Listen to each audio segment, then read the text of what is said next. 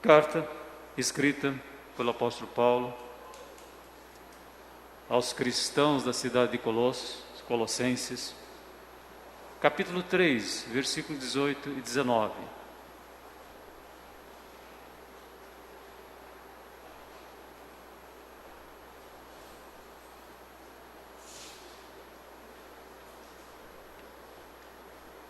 Colossenses que passavam por uma forte influência da filosofia grega, filosofia que estava centrada no ser humano. O ser humano pode, o ser humano consegue, o ser humano é inteligente. Homem, centrismo. E, como não poderia deixar de ser, muitas decepções, muito medo, muita superstição. Os deuses que eles haviam criado não preenchiam o vazio. E quando eles ouviram falar de Jesus, então eles entenderam, perceberam, e pelo poder do Espírito Santo, como eu e você, nós podemos dizer: Cristo é tudo em mim. Foi com esse intuito que o apóstolo Paulo escreveu esse documento tão importante para nós, para o século 21. Cristo é tudo em mim. Nós estamos vivendo um período de grande desenvolvimento tecnológico, a ciência tem disparado, mas como ficou provado, autenticado, como nós somos frágeis e que a nossa inteligência não resolve coisas mínimas, como um vírus. Então, por isso, quero convidar vocês a terem o mesmo pensamento: Cristo é tudo em mim. Vamos dizer juntos? Cristo é tudo em mim. Então não é filosofia, não é ciência, não é recurso humano. E foi exatamente isso que Paulo escreveu aos Colossenses: Cristo é tudo em todos. Então Cristo é tudo em mim. E aí grandes mudanças aconteceram na vida pessoal, na vida individual de cada um. E agora era possível pensar que, como povo de Deus, nós então pudéssemos nos revestir de profunda compaixão, de bondade, humildade, mansidão e paciência. Neste momento nós vamos ver qual é o relacionamento primordial da vida do ser humano, no qual nós vamos usufruir essa ação do Espírito Santo, promovendo um revestimento de profunda compaixão, bondade, humildade, mansidão e paciência. Qual é o primeiro relacionamento que nós precisamos neste momento que estamos na carta, já no capítulo 3, versículos 18 e 19? Mulheres, sujeite-se cada uma a seu marido, como convém a quem está no Senhor. Maridos, ame cada um a sua mulher e não a tratem com amargura. Felicidade é o que vocês procuram no meio de tantas dificuldades, momentos de ansiedade, de aflição às vezes até, mas Deus nos fez para sermos felizes. O temor do Senhor conduz à vida, quem o tem ficará satisfeito e mal nenhum lhe acontecerá. Essa palavra é tremenda, né? O temor do Senhor conduz à vida, quem o tem ficará satisfeito e mal nenhum lhe acontecerá. Vamos orar por isso? Felicidade começa quando nós nos reunimos nesse momento para suplicar pela vida conjugal de cada um de nós que somos casados, pela vida conjugal dos nossos filhos, pela vida conjugal daqueles que ainda não encontraram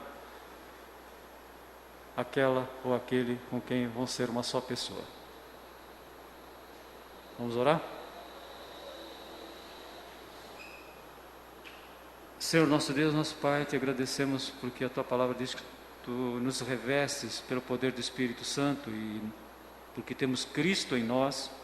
Cristo é tudo em nós, de profunda compaixão, de paciência, de tranquilidade na nossa convivência com o nosso próximo. E neste momento nós estamos suplicando que Tu nos abençoes, que Tu estejas corrigindo, ajustando, acertando as dificuldades que existem na vida conjugal de cada um de nós.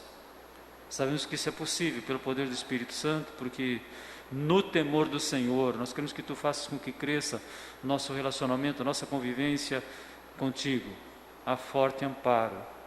E nós sabemos que o temor do Senhor nos conduz à vida, e por isso nós podemos ter a certeza que Tu queres que nós sejamos mais felizes. No poder do Espírito Santo, em nome de Jesus, amém. Em 1938, foi organizado um estudo com 268 alunos de uma universidade americana, Harvard, 452 meninos na cidade de Boston, e esse estudo vem sendo acompanhado já praticamente 80 anos. Quem já deu uma verificada? Que estudo que é esse? Então grave isso, que é interessante, é bastante interessante a gente ver. É claro que o que está ali não é a palavra final, mas é um despertar para nós entendermos que felicidade no mundo em que nós vivemos, foi constatado que essas pessoas que estão com 90, 80, 90 anos, geralmente 90, né?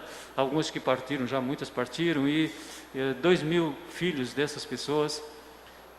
E essas avaliações chegaram à conclusão, muitas conclusões, mas 3 conclusões importantes. Primeiro, a nossa qualidade de vida, você chegar a uma idade mais avançada, sem comprometimento da memória, que está sendo uma epidemia, vai ser uma epidemia nos próximos anos. Estamos tão apavorados com o vírus, né? Mas a epidemia de doenças demenciais está crescendo assustadoramente. Como chegar lá? Então, eles concluíram que essas pessoas chegaram a essa idade com uma vida tranquila, com uma vida estável, trabalhando até inclusive 90 anos, muitos deles. E 3 conclusões importantes. A primeira, essas pessoas elas estavam nessa situação de estabilidade não por causa do QI, porque o QI não influenciou muito. Pessoas com 150 de QI estavam passando mal. O que fez com que elas vivessem bem? Em primeiro lugar, relacionamentos próximos. Então, conviver com as pessoas, que hoje a gente tem uma dificuldade de fazer isso presencialmente. Segundo, é importante a qualidade, não o número com quem nós convivemos. Então, é importante você ter algumas pessoas com quem você pode compartilhar, pessoas que podem orar por você, pessoas que você fala, estou triste, estou preocupado, vou fazer uma prova, estou pleiteando um emprego, estou agradecendo. Então, é importante nós termos 2, 3, 4, 5 pessoas. Isso foi provado que é melhor do que ter muitas pessoas e você não ter um vínculo apertado com elas. Terceiro, casamento. Interessante, né? Casamento. Vocês oraram por isso agora? Senhor, faça com que eu possa ter uma vida conjugal. Acerta as minhas diferenças. Alguns de vocês aí estão, alguns separaram até, né? Outros estão, os nossos jovens, os nossos adultos também estão esperando a sua amada, o seu amado. Por isso que é importante nós percebermos isso, que se chegou à conclusão através de estudos, que para você ter uma vida com qualidade, você precisa ter um casamento bom. Será que isso é uma conclusão do estudo? Na verdade, é uma conclusão que o nosso Deus fez questão de enfatizar para nós, na sua onisciência, na sua sabedoria, na sua perfeição. Ele fez questão de dizer: não é bom que o homem esteja só. Aí, vocês estão vendo? Está aí. Então a conclusão que estão chegando aqui, Deus já tinha feito com que nós soubéssemos dela. Claro que Deus sabia, mas Ele fez questão de anotar ali na palavra, no livro de Gênesis, através de Moisés: não é bom que o homem esteja só. Então orem, supliquem, não fiquem sozinhos. Homens, mulher às vezes até tem capacidade de ficar sozinha, homem é difícil. E é para o sexo masculino. Então nós agradecemos a Deus porque hoje nós estamos aqui para dizer: Senhor, quem encontrou uma esposa encontrou o bem, achou a benevolência do Senhor. Quem encontrou uma esposa encontrou o bem, achou a benevolência do Senhor. E podem ter certeza que foi programação de Deus. Se no percurso houve uma separação, parta para frente. Esqueça as coisas que estão para trás, vão para frente, que a Bíblia diz que você não pode ficar no passado. Não é isso? Isaías, Filipenses. Não fique no passado. Então, se nós acreditamos que foi tão importante, Deus falou, olha, não é bom. Ele falou que tudo era bom. 2, 3 vezes a criação era perfeita, é claro que é perfeita, foi feita por Ele. E Ele poderia até fazer o seguinte, fazer com que o homem e a mulher fossem criados juntos, não podia? Aí Ele não precisaria dizer para nós, para que a gente ficasse atento, que não é bom que o homem esteja só. É uma conjectura que a gente pode fazer, não pode? Por que Ele fez questão de dizer? Porque nós precisamos entender isso. E a realização do ser humano, como eu disse para vocês, que foi feita através desse estudo grande, vocês vão achar com a maior facilidade aí no Google, deixa bem claro como é essencial isso, né? Desfrute a vida com a mulher que você ama todos os dias da sua vida, pois é essa a sua recompensa na vida pelo seu árduo trabalho debaixo do sol. Então não é vitória financeira, não é sucesso profissional que vai fazer você feliz. Não é você ser o ator ou a atriz mais badalada aí que passam por 3, 4, 5 casamentos e não acertam nenhum. Então o que nós estamos vendo aqui é que Deus está colocando a igreja, para que a igreja exerça o impacto não só da transformação pessoal e individual, mas da transformação das famílias. E começa pelo casamento. Por isso que alguns historiadores dizem que o maior impacto que o cristianismo fez no Império Romano, um impacto assim que conseguiu derrubar toda a energia avassaladora de destruição que o Império Romano queria imprimir nos crentes, nos cristãos, foi exatamente isso. As pessoas estavam totalmente transformadas. Elas estavam cheias de profunda compaixão, bondade, humildade, mansidão e paciência, coisa que nunca existiu. E, em segundo lugar, era o casamento. O casamento dos cristãos era diferente. Como os cristãos tratavam os filhos, como os filhos tratavam os pais, era completamente diferente. Era dentro do padrão de Deus, era como filhos de Deus. Então, primeiro pensamento sério, Deus resolveu para nós essa questão. E agora você peça a Deus, aperfeiçoa o meu casamento, faz com que ele seja melhor, cada dia melhor, porque nós estamos num processo de crescimento. Acho que no domingo passado eu falei, a vida é um eterno consertar das coisas, não é? Então vamos consertando, mas quando não é Deus que conserta, fica perfeito. Até parece que não estragou nada. Não é? Quando Deus conserta, é diferente. Conserta entre aspas, que Deus não conserta, Deus faz tudo perfeito. Bom, então nós já sabemos, né, que quem encontra uma esposa encontrou algo excelente, recebeu a bênção do Senhor. Casa e riquezas vocês podem receber dos pais, mas a esposa prudente vem do Senhor. E a esposa exemplar, feliz, quem a encontrar é mais valiosa do que os rubis, que era o empreendimento, o investimento mais seguro que havia na época. Não era bolsa, não era você ter casa de aluguel, era rubis. Seu marido tem plena confiança nela, nunca lhe falta coisa alguma, ela só lhe faz o bem e nunca o mal todos os dias da sua vida. Mas como sujeitar-se ao marido? A gente tem comentado com vocês que alguns estudos deixam bem evidente que as mulheres têm um processador muito mais rápido do que nós homens. É verdade ou não? Processa muito mais rápido? O homem nem está percebendo o que está acontecendo, a mulher já percebeu. É, Cícero? Você que trabalha muito com mulher. Vocês acham? Isso foi demonstrado que a conexão entre os dois hemisférios cerebrais é muito maior nas mulheres. Então elas têm uma facilidade de perceber as coisas muito mais rápido. Mas não se aproveite disso para subestimar o teu marido. Eu tenho visto mulheres falar, você não percebeu que está tudo errado. Você é burro. Tem mulher que faz isso. Porque ela percebeu, ela acha inconcebível que o homem não tenha percebido. Então, fique tranquila. Só existe uma maneira de você ser submissa. Primeira carta de Pedro, capítulo 3, versículo 1. Qual a única maneira de uma mulher ser submissa? Porque não é escravidão que está falando, é subordinada ao homem da casa. E não tem nenhuma vantagem em ser homem ou ser mulher, porque para Deus nivela os dois lados do casamento. Qual a única forma de uma mulher conseguir ter uma vida produtiva? De manhã foi um homem que falou, né? O Tião. Qual é a única forma? Primeira carta de Pedro, capítulo 3, versículo 1.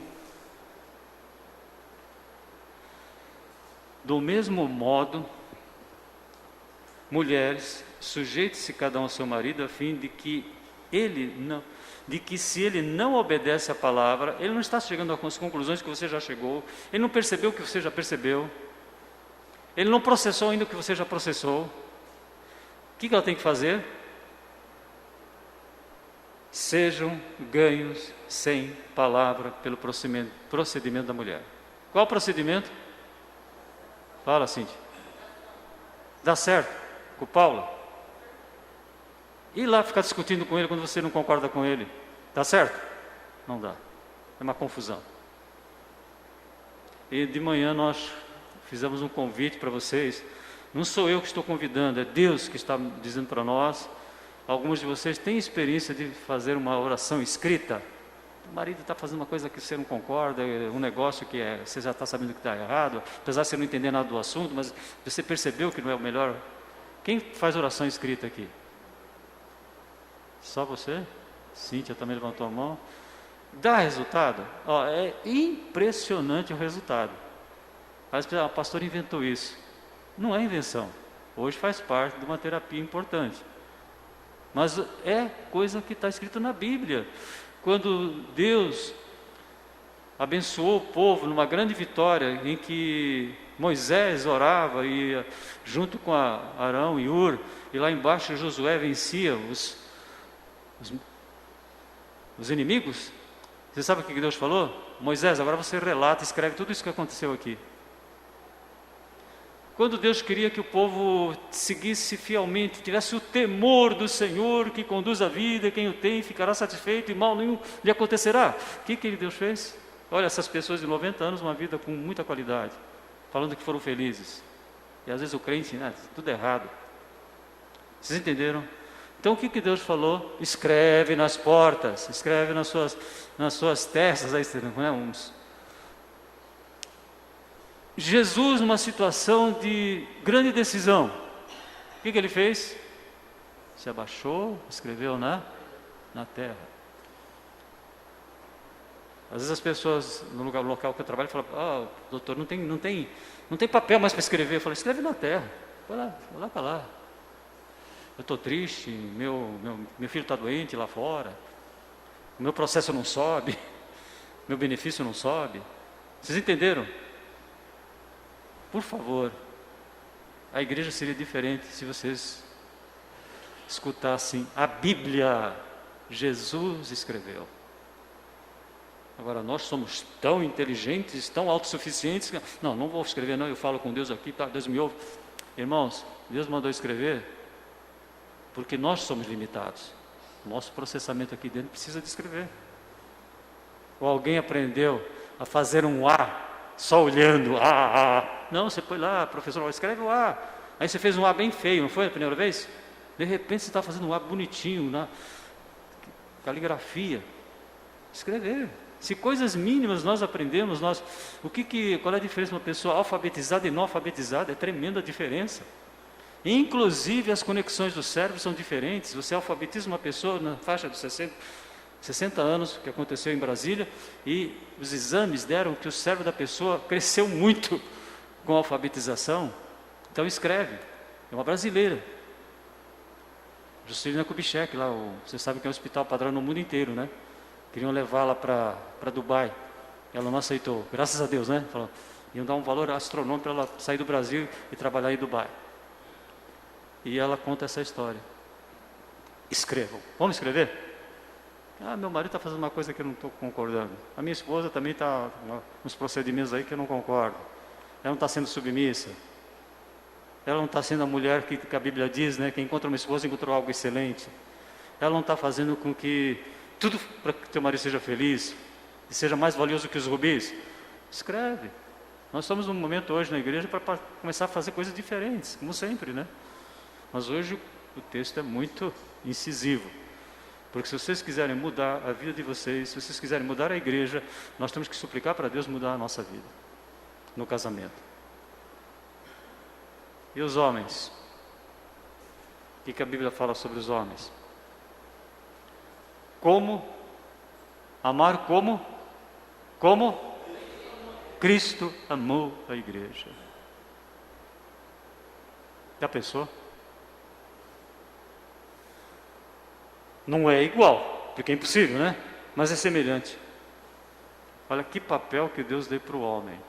Amar como Cristo amou a igreja. Apesar de toda essa rapidez, dessa velocidade para chegar a conclusões de processamento mental, e o processamento mental dá de 1000 a 0 em processamento de computador para certas respostas rápidas, imediatas, o computador fica lá atrás, mesmo um supercomputador que usaram no Japão. Então você imagina a mulher processando as coisas. Como é que o homem vai conseguir não ficar com amargura?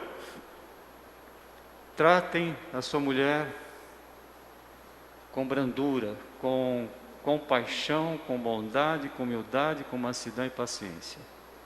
Graças a Deus que Deus pode dizer para mim: ame como Cristo amou a igreja.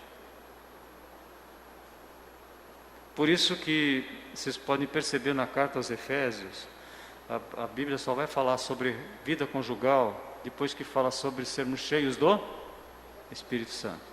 Primeiro fala, enchei-vos do Espírito, falando entre vós, salmos, hinos e cantos espirituais. Só depois fala, submetei-vos uns aos outros, né? Não, submeta essas pessoas. Faz o seu papel, respeite o papel do próximo, né?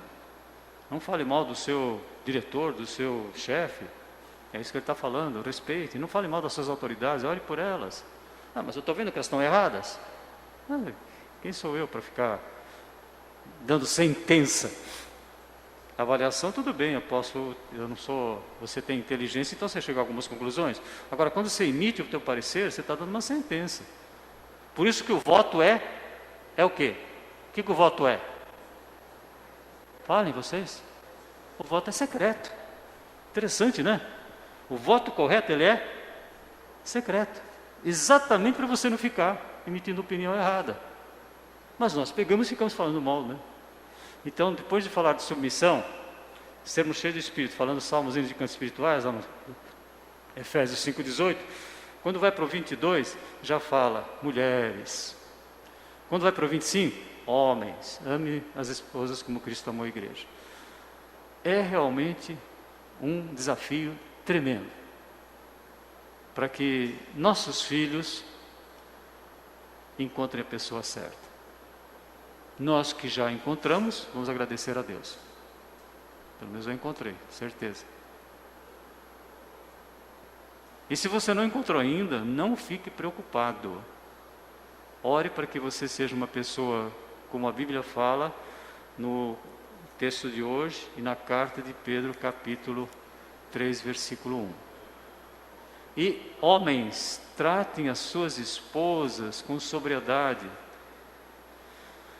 Maridos, sejam sábios no convívio com as suas mulheres, tratem-nas com honra, como parte mais frágil. Mulher é mais frágil? Mas você é tão inteligente, né? Tão veloz. Mas nem se compara o que acontece na parte hormonal de uma mulher com a de um homem, né? Não dá para comparar. Eu não sou mulher, mas a gente vê o que elas passam. Não dá para você comparar o climatério de um homem com o climatério de uma mulher, por exemplo. É isso? Então, por isso que a Bíblia, sabendo disso, como o homem desobedeceu, a mulher desobedeceu, pecadores, agora precisa então dessa recomendação. Maridos, sejam sábios no convívio com suas mulheres e tratem-nas com honra, como parte mais frágil, co-herdeiras do dom da graça da vida, de forma que não sejam interrompidas as suas orações. Vida frustrante, vida sem resultados, quando um homem não faz o papel dele com a sua esposa. Como é que nós podemos viver essa qualidade de vida que foi avaliada pelo estudo grande e que o crente pode ter a certeza que Deus tem poder de fazer isso na sua vida? Porque a única coisa que Deus falou que não nos fazia felizes, o que Deus fez? criou a mulher. É a única coisa que não estava bom. Mais uma vez, não é porque Deus não sabe, Deus fez questão de deixar essa situação para que você e eu nunca esquecêssemos da importância de agradecermos a Deus por esse acontecimento de encontrar uma esposa. E de encontrar um marido também, né, para vocês mulheres. Unir-se-á a sua mulher e serão uma só pessoa. Você pode falar, mas naquela época era fácil, eram os dois, né? Mas é isso que Deus tem feito na vida dos crentes em Jesus. Uma só pessoa. É com uma mulher só, uma só. Não adianta você querer pensar em duas. Ah, mas Abraão, Moisés, Salomão, Davi, irmãos, tudo que está relacionado com a poligamia era só infelicidade, só tristeza. Eles tiveram que passar por isso, por causa da cultura da época, porque não liam o que estava escrito lá em Gênesis capítulo 2, deixará o homem, seu pai e sua mãe, unir-se à sua mulher e serão uma só carne. Estava na Bíblia, isso era uma questão de obedecer. Se Salomão obedecesse isso, ele ia chegar ao final da vida com uma alegria inesquecível, indizível. Mas chegou no final da vida bastante triste, né? Quando você vê o livro de Eclesiastes, você fala, mas que tristeza que esse homem passou. O homem mais inteligente que passou pela terra, né? Então, como concluir? Tem uma conclusão importante que não depende deste culto agora só, mas depende de você colocar em prática o que nós estamos pensando agora. Você lê a Bíblia com a tua esposa todos os dias? Ou com o teu esposo? Não vai precisar levantar a mão. Mas quem não lê, comece lendo. Suplicamos que os nossos filhos façam isso, porque não existe outra maneira de você vivenciar aquilo que a Bíblia nos fala. Cristo é tudo em todos. Não se põe o sol sobre a vossa ira. Então, teve uma dificuldade durante o dia? Durante o dia você vai ter uma oportunidade de dizer para a tua esposa, para o teu esposo, vamos ler a Bíblia. Geralmente é alguma coisa que deve participar deve vir do homem, deve ser um empreendimento do homem, a palavra, porque a Bíblia está falando isso, né? E a mulher, então, oração. Mas só existe uma forma de nós enfrentarmos essa situação: ler a Bíblia todos os dias, todos. A gente já propagou aqui com vocês o chamado culto conjugal, em que só você e a tua esposa, só você e o teu esposo leem a Bíblia. E a gente fala, mas o meu marido não é crente, minha esposa não é crente. Então a gente até fala para as pessoas, vamos fazer. Hoje a gente fala virtual, né? Faz como se ele estivesse ali. Fala, eu sei, Senhor, que o Senhor é poderoso para um dia fazer com que ele... E tem muitos esposos que não são crentes, mas ficam felizes quando a mulher fala, vamos ler a Bíblia. Então, o único recurso que nós temos é que está na carta aos Colossenses. Cristo é tudo em todos. Mas como é que ele vai ser tudo em todos e em todo momento? Habite ricamente a palavra de Cristo em vossos corações. Não existe outra maneira. Então, alguns conhecimentos, mas um único recurso: culto conjugal. E depois você faz o culto com seus filhos. Mas pelo menos num momento do dia, façam aquilo que a Bíblia diz: habite ricamente em vocês a palavra de Cristo. Ensine-se, aconselhe-se uns aos outros com toda a sabedoria, cantem salmos, hinos e cantos espirituais, com gratidão a Deus no seu coração. Com quem que eu tenho que fazer isso? Em primeiro lugar, com a minha esposa. E depois, a gente faz com os filhos. Momentos diferentes, se for possível. Se for possível, faça em momentos diferentes. Certamente, esse é um dos maiores empreendimentos da igreja cristã. Nós não temos dúvida que Cristo muda a nossa vida, muda os nossos valores, nossos projetos, nossas maneiras de pensar em relação ao futuro, nossa segurança. Não temos mais culpa porque Cristo morreu por causa dos nossos pecados. Somos pecadores ainda, né? Apesar que a Bíblia fala que Cristo morreu por nós enquanto nós éramos pecadores, mas nós ainda pecamos. Mas nós temos a certeza de que Deus é poderoso para fazer com que, além da minha vida pessoal, que às vezes nós damos tanto valor para o nosso convívio com Deus, a leitura bíblica, a oração que fazemos eu com Deus, mas às vezes a gente não tem aquele expediente de fazer com o esposo e com a esposa. Se você gostaria de fazer isso a partir de hoje, se você ainda não faz, vocês vão ver que experiência. É impressionante. Porque às vezes alguma dificuldade no relacionamento, acabou de ler a Bíblia, acabou de orar, e às vezes até você vai sair cantando um hineto que você está lembrando, ou um hino, muda tudo. Então, para que Deus nos revestiu? Porque agora eu tenho Jesus no meu coração, Cristo está em mim, Cristo é tudo em mim. Ele me revestiu de profunda compaixão, bondade, humildade, mansidão e paciência, para eu vivenciar isso aonde? No casamento. Olha, vai ser muito falso você fazer isso lá fora, tratar muito bem as pessoas, ser muito gentil, ser elogiado até, e em casa você não pode receber esse elogio da sua esposa ou do seu esposo. É muita falsidade. Mas a gente gosta de coisas falsas, né? Mas não como crentes, pela nossa natureza pecaminosa. É hipocrisia, não é? Mas é o que muitas vezes acontece. Aquele filho que fala para o pastor, pai, por que você não é igual em casa como você é lá na igreja? Né? Às vezes a gente cumprimenta todo mundo, na época que podia abraça todo mundo, e você não abraça o teu filho. Conversa com todo mundo, mas o teu filho você não dá tempo para ele. A esposa hoje, esposo, vamos fazer o culto? Vamos começar hoje? Amanhã? Quanto? Um versículo. Mas não precisa ler muito não, um versículo. A questão ali é a interação. Você não vai percorrer a Bíblia, não vai ler um capítulo inteiro. Mas às vezes a gente lê até um capítulo inteiro, mas no dia a dia, na correria, um versículo, não sai de casa, não começa as atividades de dia, se for possível, sem ter um contato com a sua esposa, com seu esposo, na palavra, na palavra, na palavra. Deuteronômio capítulo 6. Então vamos orar para que a gente consiga fazer aquilo que é necessário para... E quem ainda não encontrou a pessoa amada, já falou, estou orando aqui como se ela estivesse aqui, eu sei que o Senhor já tem para mim. Amém?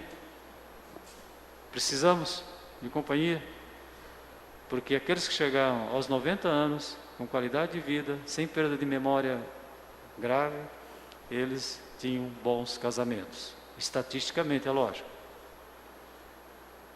Interessante, né, o estudo? Quem vai ler o estudo? Como é que é o nome do estudo?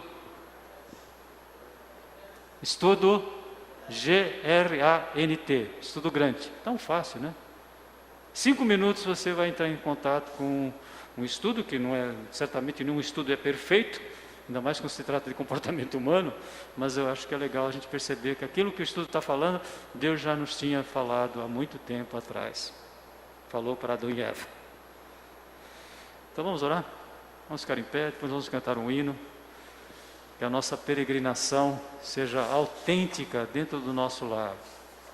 Então estamos orando pela vida de cada um de nós, orando uns pelos outros, para que tenhamos homens que cuidem bem das suas esposas, nós a tratem com amargura, e mulheres que só pensem em fazer o bem para os seus maridos. Seu marido tem plena confiança nela e nunca lhe falta coisa alguma, ela só lhe faz o bem. Tome muito cuidado com a velocidade sua. Não é isso? Tome muito cuidado com essa velocidade que vocês têm. Porque vocês colocam o homem lá embaixo. E o homem toma muito cuidado com a sua amargura, né?